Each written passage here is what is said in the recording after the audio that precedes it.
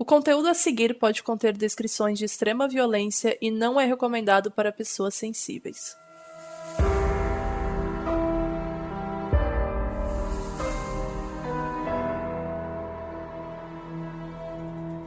E aí, gente, a gente tá começando mais um episódio de Modus Operandi, que é o nosso podcast que a gente fala de crimes reais, de assassinos e de algumas histórias mais bizarras. E aqui é a Mabê, tô com a Carol Moreira. Oi? E a Bel Rodrigues. Olá! E vocês podem seguir a gente nas redes sociais, é ModusPod, então MODUSPOD, tanto no Instagram quanto no Twitter.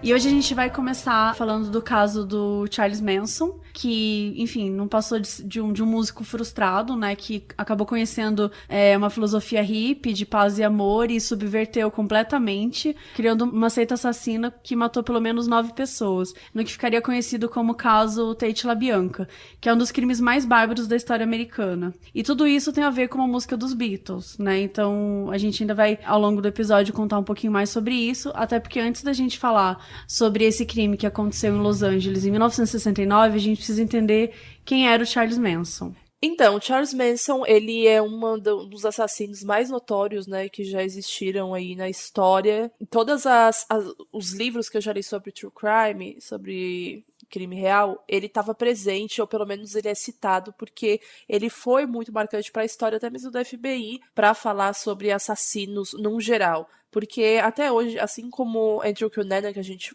comentou, né, debateu ali sobre o negócio de, ele era um assassino em série ou ele era um assassino impulsivo, sabe?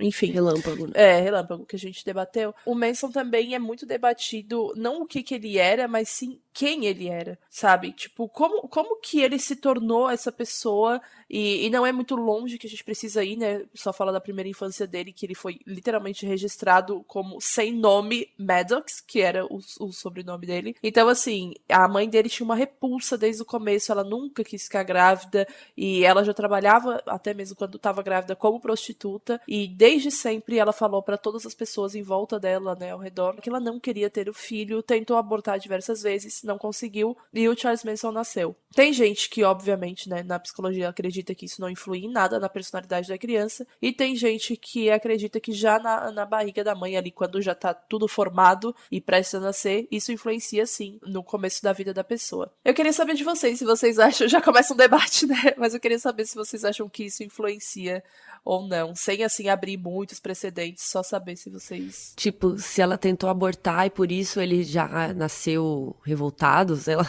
Não necessariamente só abortar, mas, não tipo, querer. Desde o começo ela negar a criança, entendeu? Tipo, negar e isso perdurar até o momento do parto, sabe? Tipo a mãe do Jeffrey Dahmer, que tentou empurrar ele de volta pra barriga pra ele não nascer, sabe? Eu acho que não, mas eu acho que isso é uma coisa que vai ser um sintoma depois que ele tiver nascido, sabe? Porque se ela já não quer ele agora, imagina depois que ele estiver chorando e precisando de cuidados e carinho e sei lá o quê. Querendo comer. E aí ela vai continuar tratando ele da mesma forma que ela queria tratar antes, né? Assim, não tô falando que sempre vai ser assim. Muitas mães não querem ter o filho, depois que tem, são ótimas e tá tudo bem. Mas como a gente sempre fala aqui, a primeira infância é muito importante, né? Como essas pessoas acabam se desenvolvendo. Eu também não acredito nisso, mas eu acho que depois que nasce, porque assim, se a criança nasceu e ela foi amada, e ela foi cuidada, e ela sentiu que ela teve, né, o carinho necessário para a formação dela, beleza. Agora, se ela nasceu e o tempo todo deixam a entender que ela é indesejada, que eles não queriam de jeito nenhum que ela nascesse, no caso do Charles Manson, ele passou, né, por tanta coisa, tipo, óbvio que é só um exemplo, mas nesse caso, mesmo que ela amasse ele, a quantidade de coisas pelo qual ele passou, acho que, sabe, já teria formado, ou melhor, já teria destruído qualquer caráter que ele pudesse construir, mas eu acho que é a criação, assim, sabe, que a maneira como você mostra, porque, de novo, o problema não é só o fato de que ele foi registrado como No Name Maddox, isso é muito triste, né, tipo, uma pessoa que foi registrada sem nome e semanas depois colocou o nome dele, mas eu tenho certeza que, sabe, aquela coisa do tipo, a pessoa vai lá e esquece de lavar a louça, fala assim, por isso que você não tinha nome, sabe, e aí vai construindo diariamente, você vai relembrando aquela pessoa que ela é rejeitada, você vai lembrando aquela pessoa que ela não era pra ela ter nascido, que ela nunca foi amada de verdade. Então, não acho que é o antes, sabe? Mas acho que é o depois que influencia mesmo. E ela tinha 15 anos, né? Quando Ela tinha 15 anos. ela teve ele. Então, assim, ele, além de nunca ter conhecido o pai, ela era uma adolescente que teve que criar um filho que ela não queria, porque se ela entregasse pra adoção pra qualquer outra pessoa falando que não queria, ela seria bem mais condenada do que o pai que simplesmente fugiu. E ela foi presa quando ele tinha 5 anos. Então, assim. Não, isso da idade dos 15 anos é super importante falar, porque tudo bem, era os anos 70, era um pouco normal naquela época você ter filho muito nova. Por mais que seja normal na época, não é normal você ter um filho com 15 anos, sabe? Você nem é formado ainda, você nem sabe o que você quer ser, você nem tem suas informações, ainda mais naquela época a mulher não tinha direito nenhum, praticamente. Era aquele lance de ter que ter um homem pra prover o lar, tem que ter não sei o quê. Então, quando uma mulher tinha um filho, ou ela ficava grávida e ela não casava, ela era ridicularizada, ela era maltratada. Então, acho que tinha também, né, que contar esse tipo de coisa. Que essas mães, a gente já falou de outras mães aí, de serial killers que teve filhos quando era bem novinha. E é isso, assim, o pai fugia, o pai sumia. Quer dizer, o quanto que isso também não fode com a cabeça delas, né? Sim, e aí pra piorar ela foi presa, e aí quando ele só tinha 5 anos, então ele foi tendo que ser cuidado pela avó, e a avó dele era super religiosa, né, extremamente religiosa, e tentava colocar ele na linha, e ele não entrava muito, ele foi espancado, ele foi abusado sexualmente por um tio dele, várias vezes. Por vários anos. Muito triste. E aí, com 13 anos, ele já foi indiciado por assalto à mão armada. Então, com 13 anos, o menino já tava todo, né, entrando pro mau caminho, assim. E aí, ele cometeu vários crimes, né? Alguns dos crimes que ele cometeu, na própria instituição que cuidava de menores que ele tava lá, ele estuprou um garoto, ameaçando ele com uma faca. Ele roubou carro, ele deu golpe financeiro em uma mulher, ele drogou e estuprou uma colega de quarto. E ele viveu a vida inteira passando de instituição em instituição, reformatório em reformatório, até que ele foi parar na cadeia, porque ele só cometia crime. Ele atingiu a idade pra ir pra cadeia, por isso que foi pra lá. Quem conhecia ele antes dizia que ele queria, tipo, logo atingir a maioridade pra poder ir pra cadeia, porque ele pelo menos achava que ficaria mais tempo, porque já que ele não gostava de ficar na rua, ele não tinha onde ficar, não queria ficar na casa dele, que era um inferno pra ele, e ele achava que a cadeia era o lugar que acolheria ele melhor do que qualquer outro, do que a rua, do que a casa, do que a avó e o tio que estuprava ele também. Então foi na cadeia que ele aprendeu a ser o cafetão, né, e recrutar mulheres. Ele conversava com um monte de cafetão e ia pegando as ideias deles, né? Tipo, as dicas de como ficar recrutando. A escola, né? A escola do crime. Então ele era manipulador, né? Ele gostava de chamar atenção pra ele. Ele falava de filosofias pouco conhecidas na época, que é como o budismo, cientologia.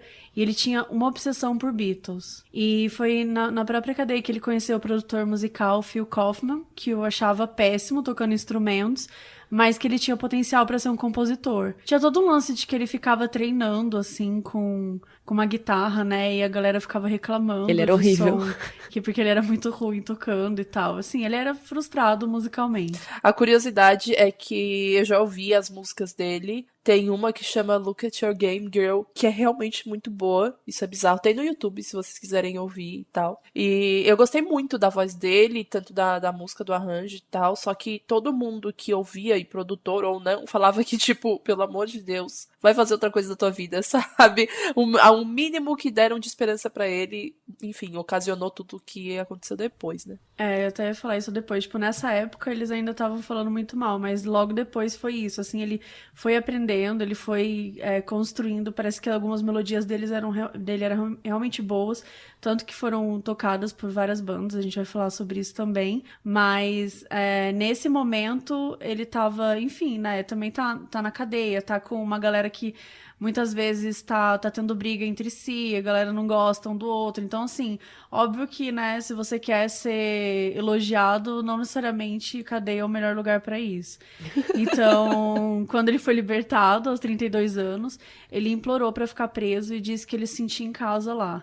Então, aqui a gente tá falando de uma pessoa que passou grande parte da vida dela até agora, e depois a gente vai descobrir que, na verdade, a vida inteira mesmo, ele passou dentro de instituições. Ele não sabia viver fora, né? muito pouco tempo fora. E quando ele viveu o tempo fora, ele fez um grande estrago ou fizeram um grande estrago com ele. Então ele saiu da cadeia, foi pra Califórnia e se deparou com um mundo que ele nunca tinha visto, que era o da psicodelia, Woodstock na época, faz amor em São Muito Francisco. sexo. E ele nunca tinha visto nada parecido com isso, porque é aquela coisa de amor livre, maconha, ácido, famoso Lucy in the Sky with Diamonds, sabe? E os Beatles realmente influenciaram muito nessa onda psicodélica. E os anos 60 eram os anos da bitomania, gente. Tipo, era um surto, assim, uma coisa bizarra mesmo. Então, o Charles Manson, ele, além de ser obcecado com os Beatles, como ele era extremamente narcisista, como a Babê já falou, ele achava que algumas músicas tinham um recado que só ele entendia, né? Como foi o caso de Helter Skelter, que ficou muito famosa depois também dele ter já era famosa e ficou ainda mais famosa depois que ele cometeu os crimes dele, e aí o pessoal foi pesquisar sobre a letra e tal, que ele falava tanto nos julgamentos quanto em entrevistas que ele deu, ele falava muito sobre Helter Skelter. É o título de um dos livros, o livro, na minha opinião, mais importante de True Crime já escrito, então é uma das referências aí também pro nosso episódio, o livro Helter Skelter, escrito pelo promotor do caso, Tate LaBianca, que é muito bom. O melhor livro que eu já li sobre True Crime. E também nessa época que ele saiu da cadeia, ele conheceu muitas garotas emocionalmente perturbadas, né, que estavam naquela fase da rebelde, que quer sair de casa, quer amar todo mundo, quer conhecer o mundo, quer ser livre, e quase sempre elas eram bem mais novas que ele, né, que já tinha seus 30 e poucos anos, elas ali nos 17 e 20. E ele usava todo esse magnetismo, é tudo que ele aprendeu com os cafetões, ele usava a favor dele. Então ele ficava recrutando essas meninas para um grupo que ele foi criando. E aí, aos poucos, esse grupinho dele foi crescendo e acabou virando praticamente uma seita que ele chamava de família Manson, né? Que era como se fosse a família dele. E geralmente os membros eram gente de família rica que tinham péssima relação com a família, que é uma das coisas que os cafetões usam para recrutar as meninas, né? A pessoa não tem família, não tem para onde ir, às vezes passando dificuldade, problemas pessoais, pessoas que estão muito vulneráveis e perdidas. Então ele pegava e influenciava essas pessoas para elas ficarem andando com ele. E inclusive ele usava muita droga para influenciá-los. E essa galera meio que sobrevivia de pequenos roubos, né? Buscava comida em restos do lixo. Se você assistiu Era Uma Vez em Hollywood, do Tarantino, ele é uma das primeiras cenas que mostra as meninas abrindo lixo, pegando resto de comida. Como a Carol comentou, eles eram meninas bem vulneráveis emocionalmente. Então, assim, era um cara que tinha muito tentando passar algumas mensagens, aquela coisa fora capitalismo, vamos se amar, vamos ser felizes no amor, sabe? Aquele papinho bem desgraçado, bem esquerdomacho. E ele acabou, catando uma galerona, assim. Só que ele tava em São Francisco e, tipo, ele ainda queria ser um grande músico, né? A ambição dele era ser como os Beatles, ele queria ser famoso. Ele queria uma plateia, né, pra ouvir ele. Plateia. E ele não conseguiu que o mundo inteiro ouvisse ele como músico, então ele conseguiu recrutar pessoas que ouviam as bobagens que ele falava, né? Exatamente. E aí ele se mudou pra Los Angeles e levou essa galera junto, né? Que ficou posteriormente conhecida como Família Manson. E eles fixaram em um antigo set de filmagem de filme do Velho Oeste, que é o Rancho Spawn. É Spawn que fala? Spawn. E foi atrás de um nome da indústria. Quando ele tava lá na cadeia, que ele conheceu o cara que falou assim, você não toca muito bem não, mas tô vendo uma coisa aí, né? Eu vou te passar um nome. Aí ele passou o nome desse cara e ele conseguiu uma gravação. Só que quando ele chegou lá, ele ficou meio que empolgado demais, começou a mostrar um monte de coisa, mas não tinha foco, sabe? Tipo, não conseguiu demonstrar exatamente como eram as músicas dele, e aí foi meio amador, assim, então a gravação foi um desastre. Aí, nesse inteirinho, ele conheceu o Dennis Wilson, do Beach Boys, e ele e os membros da família começaram a viver na casa do Wilson. Durante todo esse processo, a gente vai ver vários momentos, assim, tipo, esse cara é porque ele foi morar um pouquinho com ele. Então era uma coisa meio nômade, meio bizarra mesmo, até eles encontrarem os lugares, eles iam ficando... Não tinham dinheiro, né? Eles viviam de nada. Então eles tinham que viver de favor. E lembrando que a maioria das meninas, né, que andava com ele e com o Tex Watson, que era o braço direito dele da família Manson, elas eram, além de mais novas, elas eram de família bem de vida. Então elas negavam tudo isso que elas tinham, porque elas achavam que elas estavam sendo super rebeldes, negando tudo que a família dava pra elas, dinheiro, escola, tudo do bom e do melhor, porque elas queriam a simplicidade. A simplicidade elas só encontrariam com o Charles. Então toda aquela coisa hippie de ser maconha, amor livre, psicodelia, elas só encontrariam se elas morassem num rancho junto com o Charles Manson e mais 15 pessoas e vivendo de lixo que eles buscavam, né, para comer e pequenos delitos pra conseguir dinheiro. Isso porque às vezes o Charlie obrigava elas e os caras também a pegar dinheiro da família, pegar cartão de crédito, roubar.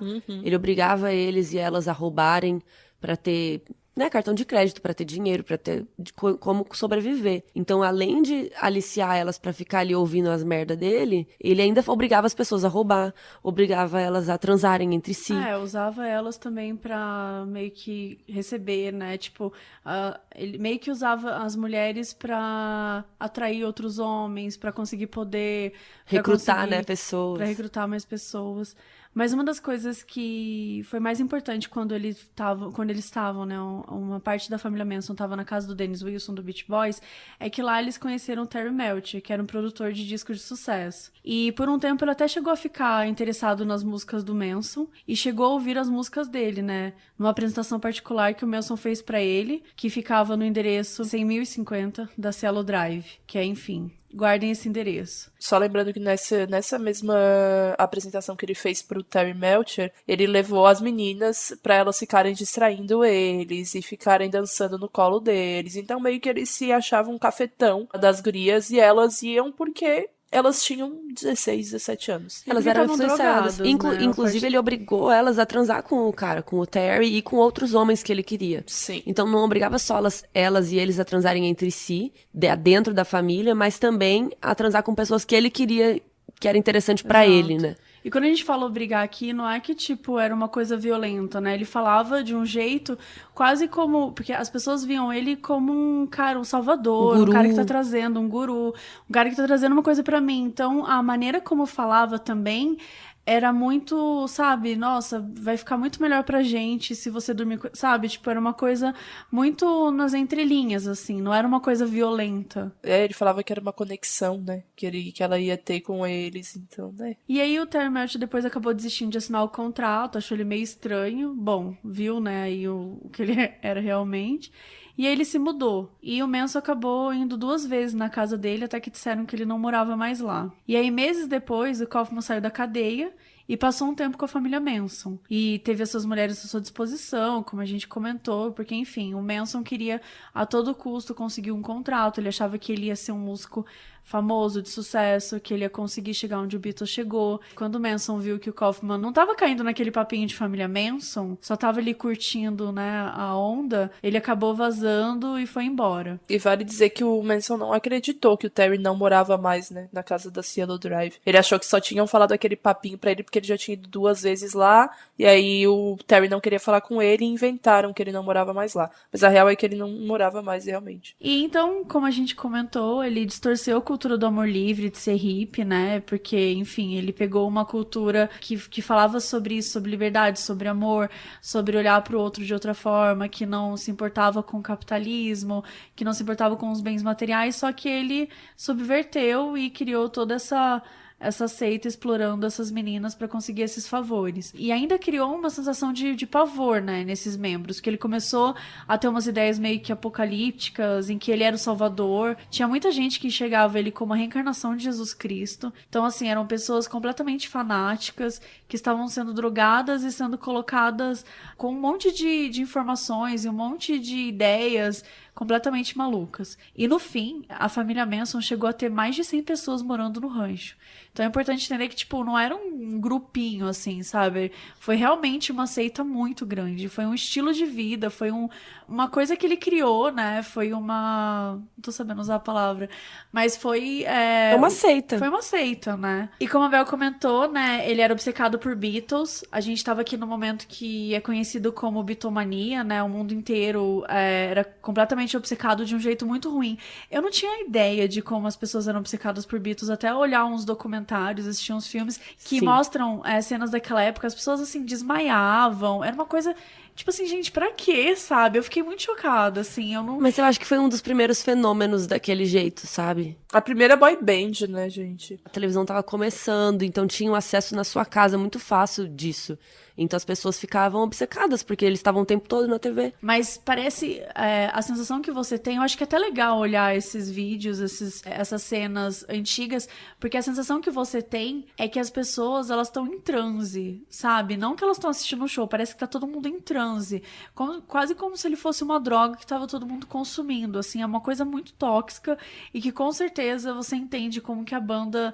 Como que isso deve ter refletido, incomodado a banda pra caralho, assim, sabe? Mas acho que não dá pra você falar sobre isso sem entender o contexto, sem entender como é que era aquele cenário do Beatles naquela época, né? Tem um documentário na Netflix chamado Beatles 8 Days a Week, que é o nome de uma música deles também, que é muito bom e mostra um pouco de como surgiu a Beatlemania. É interessante porque ele mostra exatamente só essa parte, entendeu? Quando começa a decair e tal, o documentário meio que acaba, assim, antes dos Beatles acabarem. Então é muito, muito interessante que ele mostra exatamente esse fanatismo que tu falou, ele fala sobre o fanatismo. Eu sou super suspeita pra falar porque eu sou muito fã dos Beatles. Eu também, eu tenho uma tatuagem do Paul.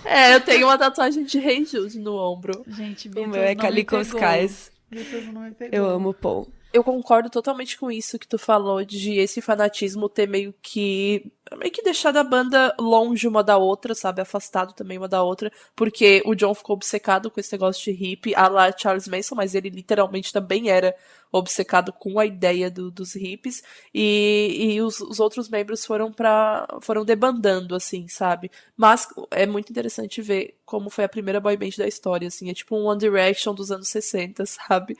E é interessante ver que isso não mudou até hoje, tipo, o One Direction teve aquela febre também, e as crianças e adolescentes eram viciados e pegava pessoas mais velhas também, não como o Beatles, que pegou, sei lá, todas as idades possíveis, mas também existia esse fanatismo. Acho que você pode falar das bandas de K-pop hoje, né? Acho que é um pouco disso, assim, Tá, é um sim. fanatismo que eu vejo... Um pouco demais, né? Eu penso assim, meu Deus, gente, pra quê? Eu sou muito chata com isso, sério, eu acho que, sei lá, nenhuma banda você pode ser um ídolo desesperado, assim, Não, sabe? até porque hoje em dia a gente tá descobrindo coisas sobre os nossos ídolos, né? E a gente tá vendo que eles são só pessoas e muitas vezes machos babacas, a maioria das vezes. Mas eu tenho dificuldade de julgar, porque eu fui uma adolescente / jovem adulta também, que, sei lá, sempre foi obcecada com coisas. Taylor Swift tá aí pra provar isso, sabe? Então, tipo, eu não julgo muito.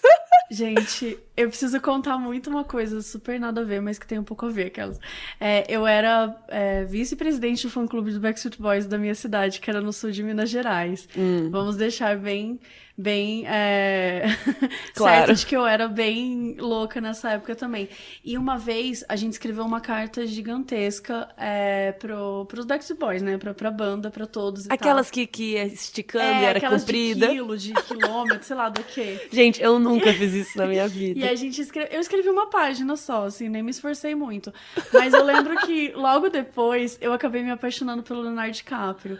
E eu tinha pastas, e toda minha mesada eu comprava revistas internacionais do Leonardo DiCaprio e eram sempre as mesmas fotos e as mesmas entrevistas. Acho que ele fazia uma entrevista e várias revistas iam replicando, só que... Tinha até adesivo. Total, e eu pagava tipo R$7 numa revista, que era muito caro naquela época pra mim. Era tipo minha mesada, sei lá, 2 meses.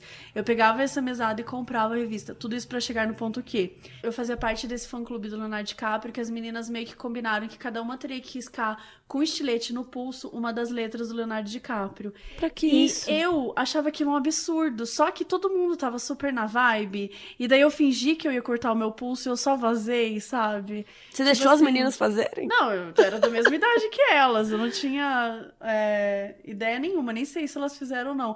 Mas eu simplesmente fiquei assim, gente, eu não quero fazer isso, eu não quero... Tipo, eu ficava assim, Se eu não machucar. quero fazer um negócio... Mas não era, tipo, cortar de se matar nem nada, era um lance do tipo, de Pra se escrever. marcar, tipo, uma tatuagem. Só que eu ficava, olha isso, eu tinha, sei lá, os meus 14 anos, eu ficava assim, eu não sei se eu vou gostar do Leonardo DiCaprio pra sempre. Ah, que No bom caso, que você eu sabia gosto disso. até hoje, mas assim, No não caso, eu que devia ter deveria feito. Não deveria ter feito. No caso, ele é um ótimo ator. Que bom, obrigado, Leonardo DiCaprio, por não ter sido tão escroto até hoje, por ter sido um ótimo ator, mas continuo feliz de não ter arriscado meu pulso por você. Eu já quis relacionar com a Linda Kasabian, que não quis participar dos assassinatos do caso Tate LaBianca, sabe? Que ficou lá olhando e deu mó migué, falando, vou ficar no carro, vou não sei o quê, porque ela simplesmente não tava na vibe. Tava na Bom, vibe, é ótimo. voltando ao Helter Skelter, o Charlie Manson, ele achava que ia acontecer uma grande guerra racial, não sei da onde ele tirou isso, né, das letras, das músicas e tal, principalmente de Helter Skelter.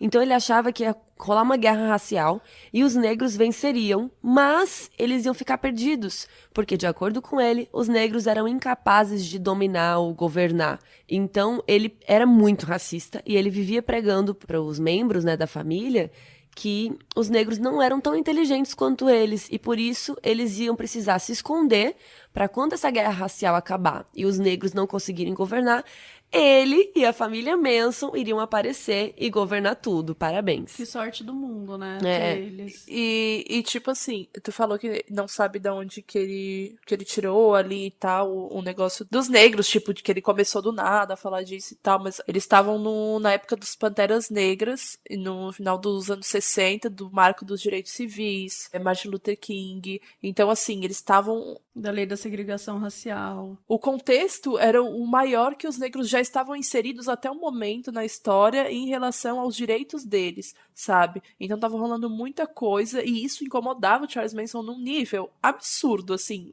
extremamente branco mesmo, o nível que incomodava ele, porque ele simplesmente, isso que a Carol falou, ele achava que os negros não conseguiriam ter os mesmos direitos dos brancos porque não conseguiriam lidar com esse direito. Além dele se achar superior aos próprios brancos, ele era extremamente racista, então se achava ainda mais superior aos negros, né? Então, enfim, gente, ele era uma pessoa muito, muito merda. E não tem, assim, um ponto que a gente pode falar, putz, aconteceu isso, que acarretou nisso, e aí resultou pra ele ser essa pessoa merda. Óbvio, né? Toda pessoa que é, pelo menos 99% das pessoas que são um lixo e que fazem coisas horríveis como o Charles Manson fez, é um emaranhado de coisas que acumulou e resultou no que ela é hoje. Mas o Charles Manson, ele nunca nem se esforçou para ser diferente. O mundo nunca quis, na real, que ele fosse diferente e ele não fez esforço nenhum para ser. Então, todo tipo de história que a gente vai ler sobre ele, todo tipo de biografia, a própria biografia dele que foi publicada pela Dark Side, o cara deixa isso bem claro, né, o autor, que ele não era uma pessoa assim que se importava muito com o legado que ele ia deixar para o mundo, tanto quanto o Andrew Cunanan, que a gente falou sobre. Ele era uma pessoa que queria ser lembrada, mas não necessariamente por algo grandioso, como foi, né, o que ele fez de horrível. Ele queria ser só uma pessoa ruim mesmo. Tipo, ele não se importava muito entre bem e mal. Ele só sabia, ele tinha noção de que ele era ruim, mas eu acho que, até hoje eu acho que pelas entrevistas dele, que ele não tinha noção de quão surreal foi tudo que ele fez, sabe? De quão ruim ele realmente foi. Ele era um cara frustrado, né? Isso que você comentou sobre racismo, quando a gente vê muitos dos serial killers, não é raro encontrar que eles eram racistas, não é raro encontrar que eles eram extremamente narcisistas, que eles se achavam superior. É engraçado você falar que eles se achavam superior aos brancos, quer dizer, ele se achava superior a tudo, né? Às mulheres, aos brancos, aos negros. Mas a gente nem contou, né? O tanto que ele era machista. Que ele falava para as mulheres que os homens tinham que ser servidos. Então, primeiro, elas pegavam a comida do lixo e davam para os homens comerem do grupo, ele e mais alguns, e depois elas comiam o resto. Então, as mulheres tinham que ficar obedecendo ele tudo que ele falava, sabe? Além de tudo, ainda era machista. Ele criou uma sociedade do amor livre que era patriarcal, que explorava as mulheres. Risos. Bacana. Tipo, não tinha absolutamente nada de livre, nada de amor que ele tava pregando. E tinha outra coisa que era bizarra, que no livro do Jeff Ginn também tem, que é o livro da Dark Side que a Bel falou. Ele falava para as pessoas transarem entre si, fazia uns bacanais, umas putaria lá, mas ele que falava como que as pessoas iam transar. Então ele ficava aqui dirigindo. Você tá lá, não, isso, agora põe a boca aqui, agora põe a mão ali, agora faz não sei o quê. Não, agora foi demais, para. E aí ele também obrigava elas a transarem com ele, quando ele queria. E aí muitas das meninas ficavam com ciúmes das outras, porque elas gostavam dele, né, queriam que ele namorasse com elas. Uhum. Aí ele falava, não, tá bom, vou ficar com você 2 semanas. Semana que vem eu volto pra todo mundo. Então ele tinha além de tudo isso, ele obrigava as pessoas a fazerem coisas que elas não necessariamente queriam, assim. sexualmente, que é um estupro, no caso. Enfim, aí com tudo isso que ele falava, né, quando acabasse essa guerra racial e eles retomariam e assumiriam tudo, e ele sentia que ele era de todas as mensagens que ele, né, descobriu lendo livros e nananã, ele era o quinto anjo, que os outros 4 eram os Beatles. Gente, essa é a parte assim, oi, Porque você, porque né? você. Então, basicamente, ele era o quinto Beatles, só que, no caso, um frustrado de merda, que não conseguiu, enfim, absolutamente nada, a não ser através das coisas que ele fez. E esses recados que ele foi recebendo ao longo desses estudos, né, que ele ia fazendo, dessas leituras, um dos sinais foi esse álbum do Beatles, que era o White Album, que tinha a música Helter Skelter, que essa letra, ela previa essa guerra e que os negros iriam se levantar e matar todos os brancos. E tudo isso ia acontecer no verão de 1969. Só que o verão tava acontecendo e nada, ninguém. Nenhuma guerra racial. Ninguém, 2 pontos. Charles Manson, vai acontecer uma guerra racial. E nada tava acontecendo.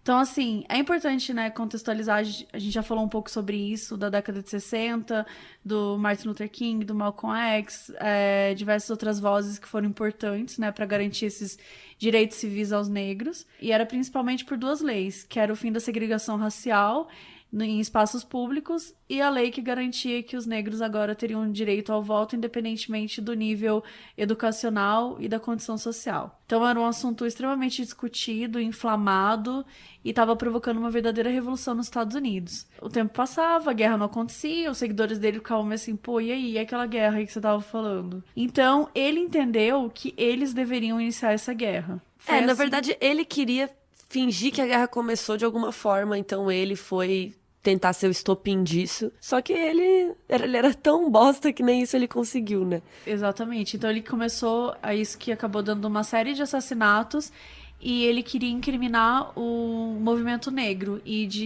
principalmente os Panteras Negras. Então, o primeiro crime que aconteceu relacionado à família Manson foi meio que sem querer querendo, porque tinha um traficante que era um cara negro que chamava Bernard Crowe e o apelido dele era Lutza Popa.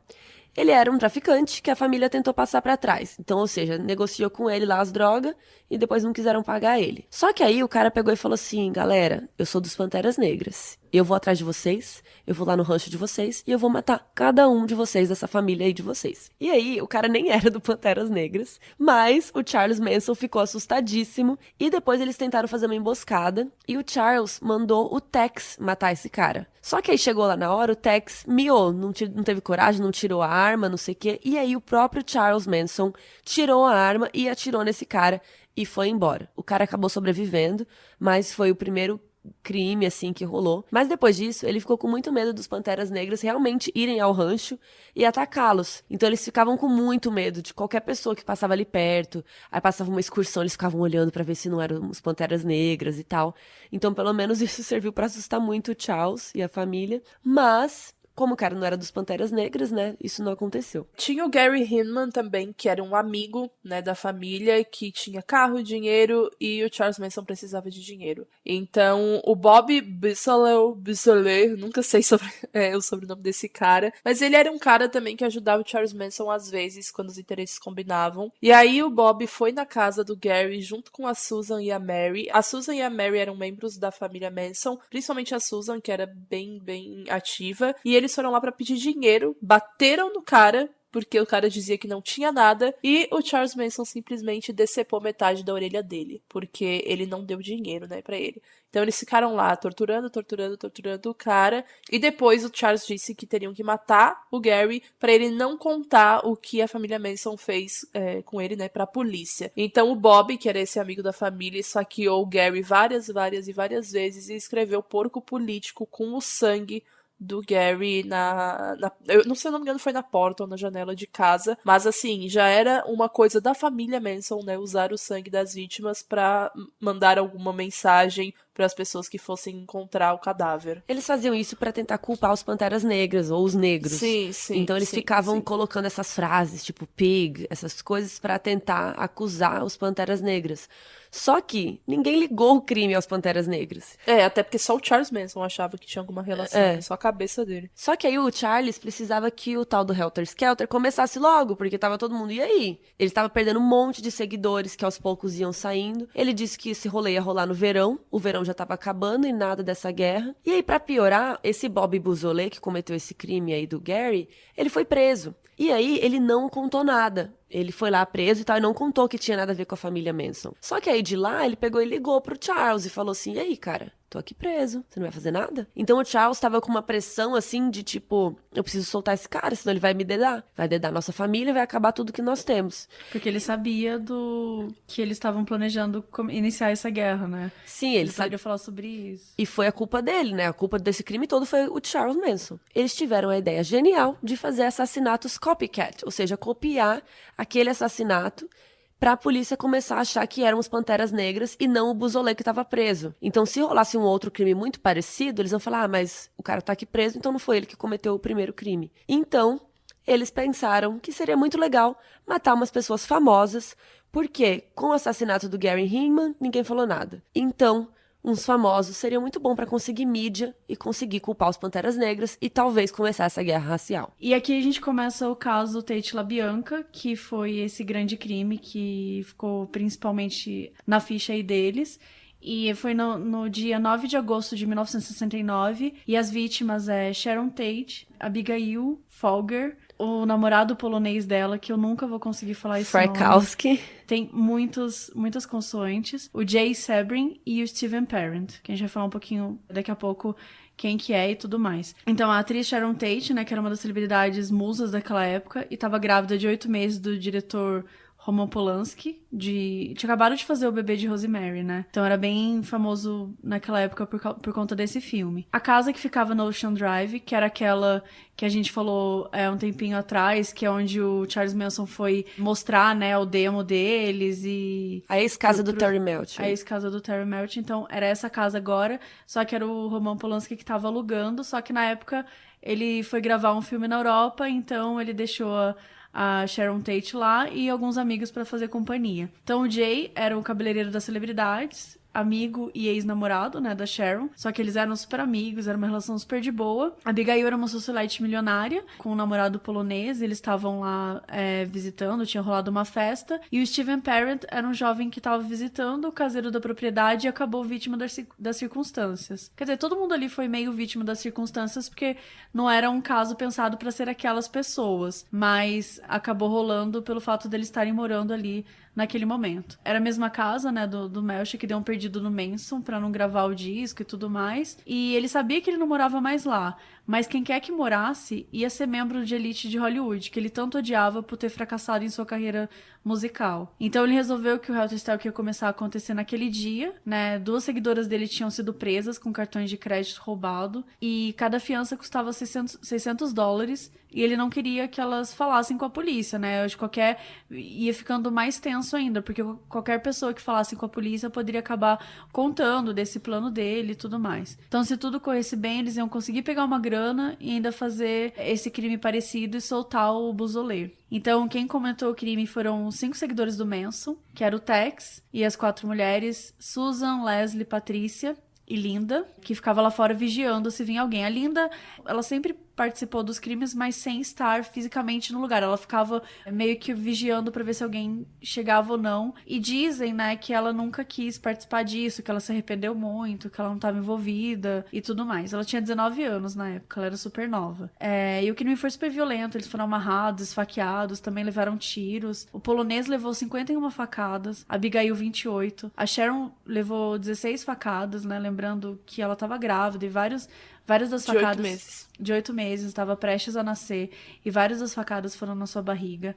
O Joey levou 1 tiro e 7 facadas, e o jovem que foi visitar o caseiro levou 4 tiros e 1 facada na mão. E usaram o sangue das vítimas para escrever Pig na parede e incriminar os Panteras Negras, que era um pouco parecido com o que tinha rolado no caso anteriormente. E o caseiro, que era o William Gertson, estava dormindo na casa dele ali perto e ele não viu nada. Então, ele foi considerado um dos principais suspeitos pelo crime, né? Mas acabou se safando depois por conta de outro crime que a família praticou enquanto ele estava sob custódia. É interessante dizer que a Linda, ela até teve uma imunidade, entre aspas, no próprio julgamento do Tate LaBianca, né, no caso, porque além dela não ter sido uma partícipe ativa, ela não de fato matou alguém, ela ficou lá vigiando. Ela não, diz ela, né? E algumas pessoas, a Suzette, que fala no livro dela também, que a Linda falou, enquanto ainda tava no carro, que ela não queria ir pra lá, que ela achava que isso ia ser ruim e tal, bababá. Insistiram, ela foi porque ela tinha que fazer tudo o que a família Manson mandava. E aí ela ficou lá na frente e ela falou, olha, gente, eu acho melhor vocês não me chamarem, se chegar alguém eu aviso, beleza, mas não me chamem,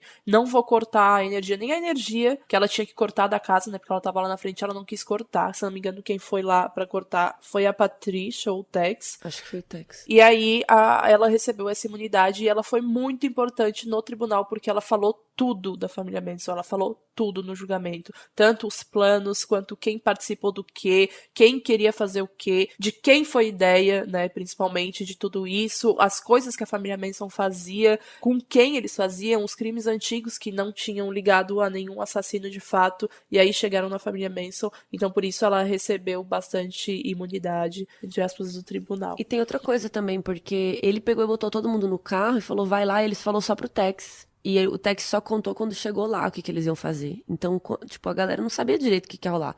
E eles sempre andavam com as facas, porque eles estavam se preparando pra guerra racial, então eles aprenderam a lutar, eles sempre andavam com a faca. Então, era mais um dia na vida deles. Eles sempre estavam drogados pra caramba, assim. Mais um dia que eles entraram no carro com um monte de faca, só que chegando lá, o Tex falou, então, a gente veio aqui matar essas pessoas, façam isso, isso e isso, e foi dando as instruções. E matou, né? Só lembrando que o Charles Manson não foi ativo nesse crime. Ele não foi lá, não matou ninguém. Ele simplesmente, né? Foi o mandante e ele que arquitetou tudo. Mas, de fato, não matou ninguém, não atuou no crime. Só que aí todo mundo chegou depois do crime lá no rancho e todo mundo tava contando a história e tal, e rolou muito pânico, né, na hora dos assassinatos e tal. Então, dessa vez, o Charlie queria ter certeza que ia dar tudo certo. Então, no dia seguinte, no dia 10 de agosto de 1969, ele foi junto com eles. Então, ele entrou no carro, entrou na casa com uma pistola e ameaçou o casal Rosemary LaBianca e Leno LaBianca. E aí, eles amarraram os dois. E aí, ele foi lá e deu as instruções lá dentro da casa. Ele apontou a arma, amarrou os caras, deu todas as instruções e falou, ó, façam esse job direito, cada um tem que fazer alguma coisa, e foi lá fora esperar. Então, Tex, Patrícia e Leslie invadiram a casa dos LaBiancas, né? E ambos receberam múltiplas facadas. Ela recebeu mais de 40. E ele teve em sua barriga a palavra war desenhada com uma faca. Que né? é guerra em inglês. Que é guerra. Também usaram o sangue deles para escrever nas paredes da casa. Então, fazendo... E na geladeira. E na geladeira. Isso é bizarro. E mesmo os casos sendo parecidos, o tipo de vida e o círculo social deles eram tão diferentes que a polícia não achou, naquele início, que houvesse qualquer tipo de ligação entre eles. Por algum motivo, o Charles achou que aquele bairro era muito rico, que nem o mesmo da casa da Sharon Tate. E na real nem era. Eles eram tipo uma galera de boa, eles tinham grana, mas não eram super ricos e famosos que nem ele achava, né? E ainda fizeram um lanche na cozinha enquanto limpavam as impressões digitais. E eles meio que mexiam no visual e como eles iam ser encontrados, porque eles queriam que a polícia achasse que dessa vez foram os Panteras Negras. Então eles ficavam lá um tempão dentro da casa depois, arrumando o corpo, colocando uma bandeira em cima de um jeito tal, escrevendo coisa na geladeira e não sei o quê. E enquanto isso eles fizeram um lanchinho. A polícia achou umas comidas em cima da cozinha ali, que eles pararam pra fazer um lanche antes de ir embora. E acho que uma coisa que é muito doido nesse caso de pensar é como é que eles foram descobertos, né? Porque tá rolando toda essa tensão. Eles são completamente descontrolados. A maneira como eles realizaram as mortes foram muito violentas, foram muito estranhas. E mesmo assim, passaram 2 meses e ninguém sabia de nada, até que a Susan Atkins, né, como a Bel já tinha comentado, uma das seguidoras mais fiéis, uma das seguidoras super importantes da família Manson, que estava presa por roubo de carro, ela acabou se gabando para 2 colegas da cela que ela tinha participado do assassinato de Tate LaBianca. Então, essas colegas de cela dela contaram a direção da prisão e isso chegou até os investigadores. E foi por causa disso que eles foram pegos. Porque ela ficou falando demais na prisão. É bizarro. E aí, tem um cara que escapou por pouco nesse mesmo dia, nesse dia 10, que foi o Saladin Nader, que ele era um ator e ele já tinha recebido alguma das meninas da família Manson na casa dele. E logo em seguida, na mesma noite do assassinato dos LaBianca, o Charles pegou as meninas, a Linda, a Clem e a Susan, e mandou elas baterem na porta e cortarem a garganta desse cara. Então, enquanto isso, ele pegou e foi embora com o carro, veja só, e falou assim, depois vocês pegam uma carona. depois que vocês matarem ele, vocês pegam uma carona aí na rua, de boa. Chama um táxi. Se vira. Então, tipo assim, ele mandava a pessoa matar e ainda nem dava carona. E aí, a Linda mostrou a porta errada do cara pras outras meninas. Então, ela sabia onde ele morava. Ela mostrou a porta errada, aí o cara errado abriu a porta. Aí ela, não, desculpa, então, foram embora. E ela convenceu as meninas que ela realmente não sabia onde ele morava, que era mentira. Então, ela convenceu as outras meninas a enterrarem a arma na praia e foram de carona pro rancho sem matar esse cara. Então, ele passou por pouco. Todos foram condenados à morte, só que durante essa pena, as leis da Califórnia mudaram, né? Então passaram a ser condenados à prisão perpétua. Todos continuam presos até hoje, exceto Susan e Charles, que morreram durante o cumprimento da pena. E falando também da Linda, que estava lá, mas ela não participou do crime, a testemunha foi uma testemunha de acusação muito importante para esse caso e foi crucial para poder conseguir ligar todas as peças e prender todo mundo. A Leslie Van Houten também, se não me engano, foi importante, não tanto quanto a Linda, porque, enfim, ela participou ativamente dos crimes, principalmente do Tate. Eu acho que do LaBianca ela não tava, eu não lembro se ela tava, mas eu sei que do Tate ela tava. E ela dizem, né, pelo menos a Susan Atkins fala no livro dela, que é horrível, não leiam, mas ela fala no livro dela que a Leslie meio que tinha um fechamento com a Linda, das duas não se comprometerem tanto, assim, não serem tão brutas e matarem outras pessoas. E aí, isso foi usado também no tribunal, meio que a favor da Leslie. Até hoje ela tá presa ainda, ela também pegou prisão perpétua. Mas é importante falar porque a gente nem citou ela. E existia uma outra mulher além da Patricia e da Susan lá no momento, que era a Leslie Van Houten. E a vida na prisão, ela até deu, acho que ela foi a única que deu uma entrevista propriamente dita, assim, que tem aí nos YouTube da vida, que vale a pena ver, porque, enfim, é interessante pra quem se interessa de fato por essa história. E não tem como falar desse caso todo sem falar do legado da Sharon Tate. E eu queria falar sobre Era Uma Vez em Hollywood, que é o filme do Tarantino, que ele conta a história do assassinato Tate LaBianca do jeito do Tarantino, né? E tem uma cena que é bem entediante, as pessoas dizem que é entediante, eu até confesso que achei bem bonita, que é basicamente a Sharon Tate passeando durante um dia. Ela vai ao cinema, faz compras, dirige. É um grande nada acontece feijoada, assim. E segundo o Tarantino, ela foi definida pelo seu assassinato. E segundo o Tarantino, o que ele quis trazer com essa cena foi mostrar um dia normal, né, na vida da Sharon Tate, pra provar que ela não deveria ser definida só pelo seu assassinato. Porque toda vez que você ouve falar sobre Sharon Tate, você sempre ouve a mesma coisa. Ela foi assassinada quando estava grávida, ela foi assassinada. É sempre sobre o caso super cruel que aconteceu com ela, e ela não deveria ser definida por isso. Ela era uma pessoa, ela era uma mulher, ela tinha sonhos, ela era uma atriz, ela tinha seus desejos, enfim, era uma pessoa que merecia também ser retratada de uma outra forma. Então achei bem legal o jeito que ele quis colocar isso no filme, tentando definir ela de uma outra maneira. E mostrando que ela era uma mulher doce, carinhosa, divertida e tudo mais. É interessante porque a irmã dela ajudou no filme, né, do Tarantino. A irmã da Sharon Tate. A irmã dela até cedeu as joias pessoais da Sharon pra Margot Robbie usar no filme. Então, ela meio que aceitou. Primeiro, ela achou isso super esquisito. E depois que ela conversou com a Margot Robbie, ela falou, tá, acho que eles vão representar bem a minha irmã, sabe? E aí ela acabou topando. Mas isso é extremamente importante. A família apoiar e tal é extremamente importante. Tipo, qualquer diretor, tá ligado? Só que só apoiou a família dela, né? E as outras vítimas? Tem um monte de outras vítimas aí, né? Ah, sim, aham. Eu não sei o que eu achei do filme por causa disso, sabe? Tipo, eu acho o filme interessante, mas quando o filme acaba eu fiquei... será que todo mundo curtiu isso? Não sei, eu acho um pouco complicado quando você tá fazendo uma brincadeira com um fato real tão triste, sabe? Meio esquisito. Não sei, o que vocês acharam? Eu gostei bastante, mas eu não senti que foi uma brincadeira, assim, com o fato. Achei que ele tentou trazer outras perspectivas e, de alguma maneira, ele tentou honrar algumas coisas. Com certeza, deve ser super delicado pra família assistir qualquer coisa. Sempre que você estiver colocando, enfim, em outra perspectiva, em outra história, sei lá, você vai sempre ver aquilo ali e falar, putz, mas eu não me vejo, minha filha não faria isso, minha filha não falava isso. Você acaba, né, entregando bastante, mas acho que era uma perspectiva dele em relação a essa história. E, querendo ou não, essa história virou uma coisa muito grande lá nos Estados Unidos. Virou, assim, foi muito forte quando aconteceu. Até hoje é lembrada. A Cielo Drive, eles mudaram o endereço, a gente ainda vai falar sobre isso.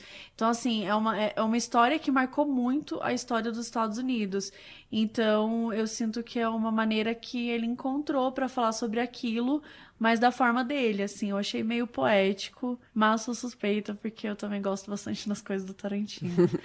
Então, tirando as objetificações que poderia ter diminuído, né? Já Menos é pé. 2019, Tarantino. Tá tudo bem, a gente já entendeu que mulheres de saia são gostosas. Não precisa ficar colocando e objetificando dessa forma. Mas acho que fora isso, ele trouxe um tom, uma poesia para alguns momentos. Óbvio, eu tô falando de quando falo da Sharon Tate. Sim, Né? eu acho que é um bom filme. Só fiquei confusa, tipo assim, e se fosse a minha irmã que morreu, sabe? Eu ficaria pensando nisso, assim, será que eu ia gostar dessa...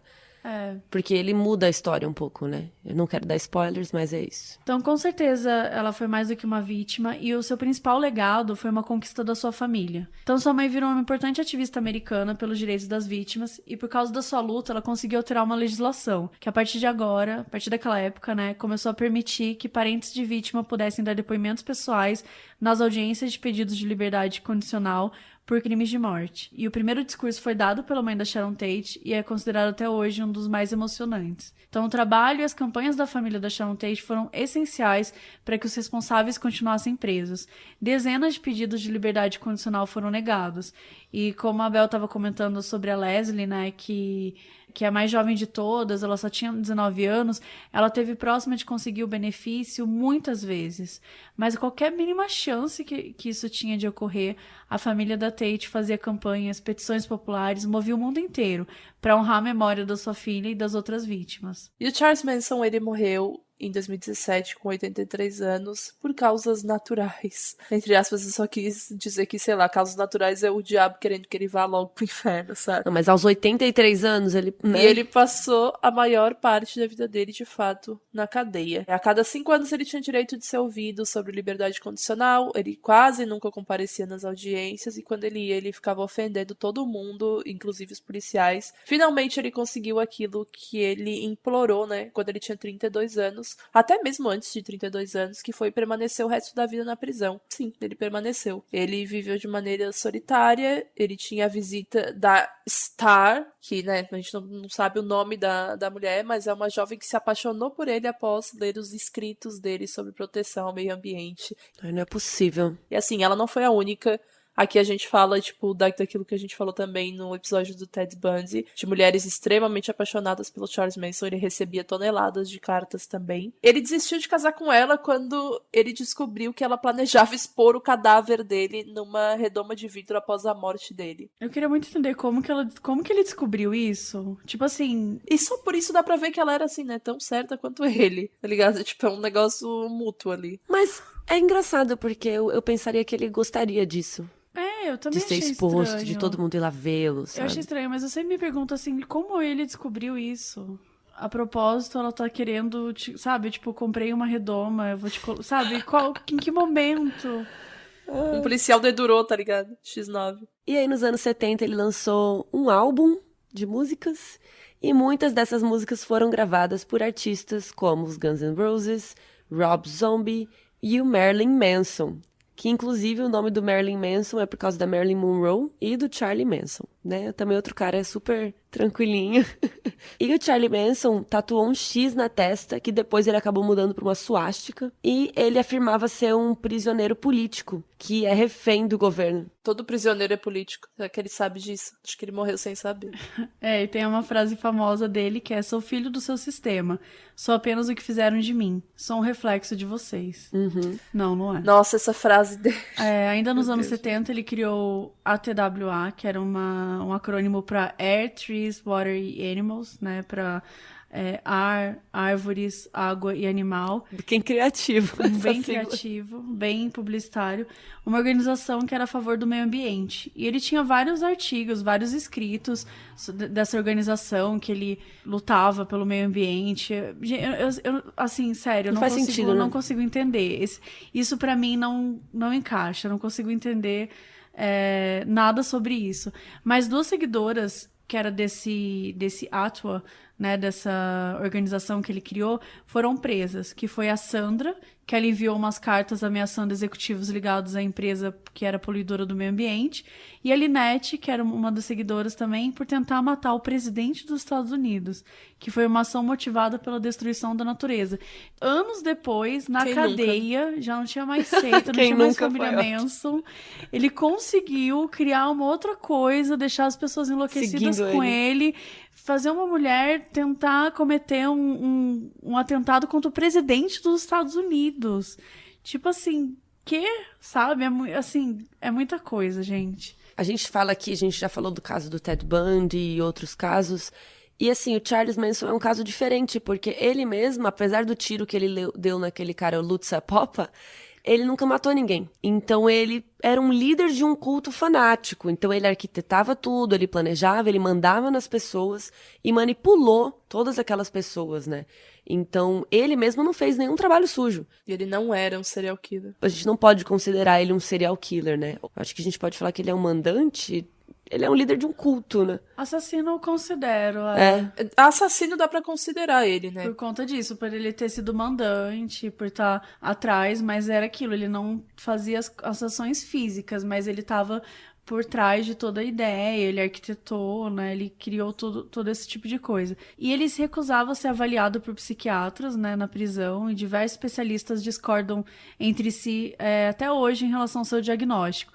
Muito foi dito sobre esquizofrenia, paranoide, sociopatia, psicopatia. Então é muito difícil você ver algum profissional chegando a uma grande conclusão sobre ele, né? Ele não deixava ser examinado, né? Não ia ajudar muito. O que a gente sabe sobre é o que a gente comentou, que era uma pessoa frustrada, que queria ser músico, queria ser famoso, era obcecado, era narcisista, teve uma infância muito triste, foi muito jogado ao mundo, e era uma pessoa que, enfim, horrível, pegou uma coisa muito legal daquele momento do paz e amor, das ideias sobre você não preocupar com bens materiais e dar mais valor à vida, as coisas simples. Ele pegou uma ideia que é legal e subverteu para uma coisa bizarra, uma seita, enfim. Se aproveitou, né? Se aproveitou de muitas mulheres, né, tipo, da maneira como elas eram vulneráveis, e dos homens também. E não dá pra falar sobre Charles Manson sem também citar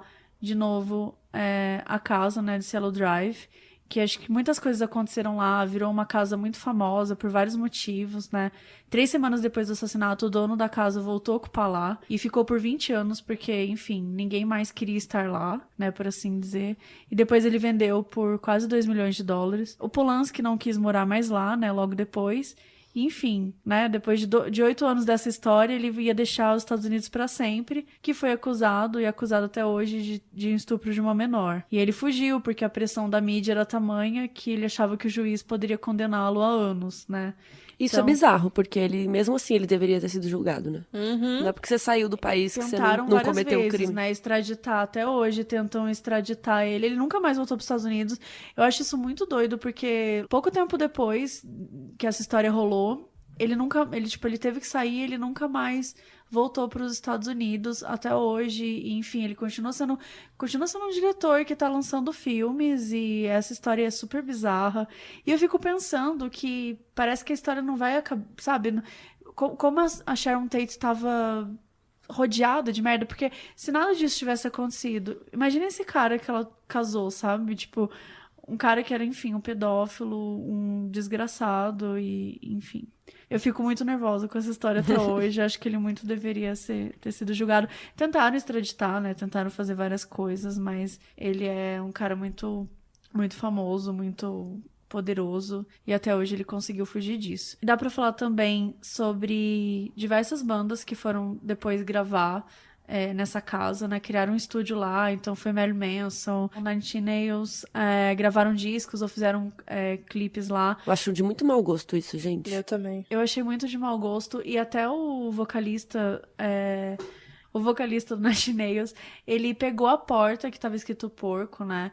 E ele levou pra um estúdio, assim, quando ele saiu de lá. E aí um dia ele tava encontrando, ele, enfim, tava em algum lugar e ele encontrou com a irmã da Sharon Tate e ela falou assim, você tá usando a minha irmã pra ganhar fama, não sei o quê. E daí ele tipo, sei lá, ele disse que a partir daí ele percebeu o que ele tava fazendo. Caralho, só a partir daí, isso que é o assustador. E eu juro que o clipe de Hurt, eu até entendo ser gravado lá, porque a letra, pra mim, Hurt é tipo a música mais triste já escrita, sabe, da história. Do Johnny Cash. E ela nem foi escrita pelo Johnny Cash, isso é bem bizarro também pra minha cabeça, até hoje eu não sei lidar. É do Nine Inch Nails, foi criada nessa casa, mas o Johnny Cash não cantou lá. Mas, tipo, achei interessante trazer essa curiosidade, porque é uma música muito famosa. Mas deixa eu te perguntar, quer dizer que o dono da casa ficou morando lá esse tempo todo com a porta pintada de sangue? Não é possível que o cara ficou morando lá e deixou, não limpou a Será porta que, ou não tipo, arrancou a porta. Bizarro, né? Eu não acho impossível, tudo nesse caso é muito... É muito bizarro, né? É, porque se a galera tirou a porta de lá, onde tava essa porta? Tava lá. Já pensou se eles recriaram, tá ligado? Ia ser mais bizarro ainda. Bom, o que importa é que a casa foi demolida, mudaram o endereço da rua, mudaram tudo, Mudaram que a eu casa. acho que era o que deviam ter feito Desde o desde o início. princípio. Desde o começo. E hoje mora um produtor de Full House lá, naquela região. E só falando de novo sobre as obras, né, e as referências, a gente já falou sobre Helter Skelter, sobre Mindhunter, tanto a temporada 2 aborda bastante o Manson, quanto o livro, Mindhunter também fala sobre ele. Tem o Era Uma Vez em Hollywood, né, que a Mabê e a Carol comentaram bastante, ou não, porque eu ainda não assisti. Tem a biografia do Manson, da Dark Side. Tem 2 livros que eu já li também aleatórios, que são os livros da Susan Atkins e do Tex Watson. Os 2 são muito ruins. Eu só li porque eu realmente já li tudo sobre esse caso. Eu li o dela e é muito mal escrito. É muito ruim. O do Tex Watson é horrível, porque o livro inteiro ele fala sobre como ele encontrou Jesus na prisão. Até hoje ele meio que ministra palestras na prisão sobre Jesus, e ele é, sei lá, é uma espécie de padre, sabe, de mentor de vários presos. É assim, de certa forma eu acho interessante pelo que ele tem a falar, mas é bem bizarro porque ele realmente acha que foi perdoado de tudo porque encontrou Jesus. E, enfim, né, se ele acredita nisso. Mas ele fala só o livro inteiro de como Jesus mudou ele, como...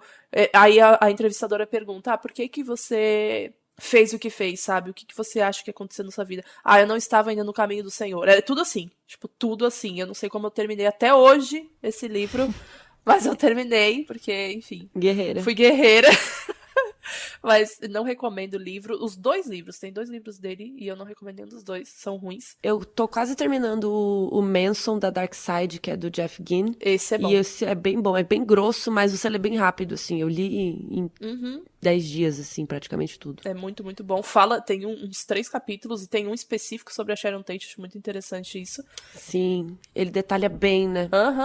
E o Helter Skelter, sobre o caso, sobre a família Manson, não tem como indicar outro além do Helter Skelter, essa é a minha opinião.